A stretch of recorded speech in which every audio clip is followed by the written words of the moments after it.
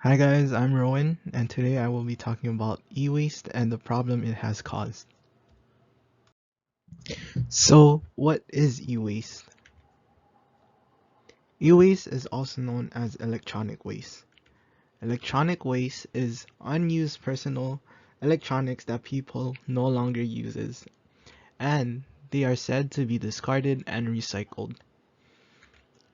Every year, about 25 million tons of e-waste come from our electronics. Many company uses this method called design for the dump. This is when companies' electronic products become slow and unbearable to use after 18 months, causing people to buy their latest product and throw away their old ones. People would consider to repair or upgrade their current old products, but these repairs would cost more than newer ones, so it would be more understandable to buy a new product than repair their old ones. This causes an increase of e-waste and electronic waste in our environments.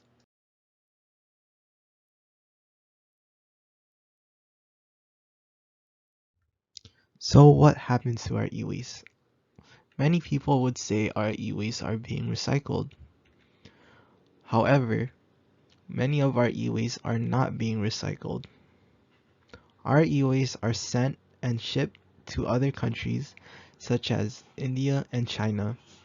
In these countries, the people would scrap out parts of our old television and old computer parts and sell them on the streets. Sometimes these scrap these scrap parts are unscrapped and thrown into the environment, which could affect the soil and the water people are living in.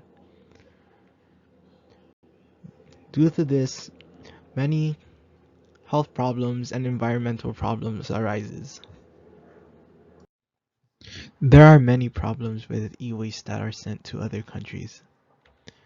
Our old electronics contain many toxic chemicals such as lead, beryllium, mercury, PVC, cadmium, and many more. People from other countries are scrapping our own electronic devices without any proper protection, making them very exposed and vulnerable to these toxins, as you can see from the picture in the top right. Electronic toxins are also lingering into their environment, causing waters to be undrinkable, soils to be unwalkable, and air that can be unbreathable for these people in these countries. There are many solutions to our e-waste problems, but it must start within the big people such as companies and politicians. Many companies should change their ways by making products last longer than 18 months, so people won't have to throw away their old products and send it off to another country. Companies should also follow the Electronic Take Back Coalition, which promotes responsible recycling within industries. This also includes trying to avoid the use of toxic chemicals.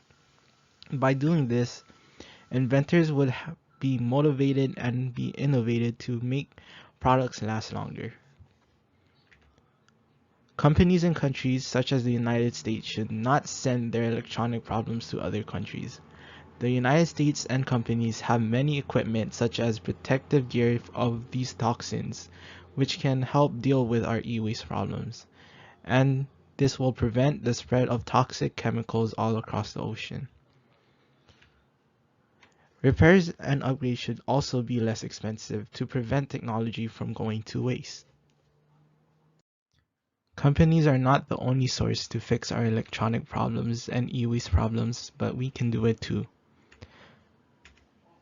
Many people would go on the hype train and buy a new product, such as the new iPhone every year, but this is not necessary. If our old product is running smoothly, then there is no reason to buy a new product and discard of the old one. We can also donate and sell our old devices. There are many kids and teens that are in need of a new computer or a cell phone. By donating them to schools or families, this would help them in their education. We should also learn more about our recycled e-waste by asking ourselves these questions. Is it really being recycled, and is it being sent to other countries? Here are the takeaways from this presentation. E-waste are not always recycled and are causing harm to the environment and to people across the world.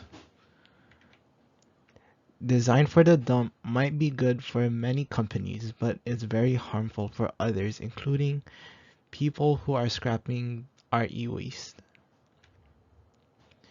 E-waste should not be a certain country's problem, rather than a global issue that needs to be fixed.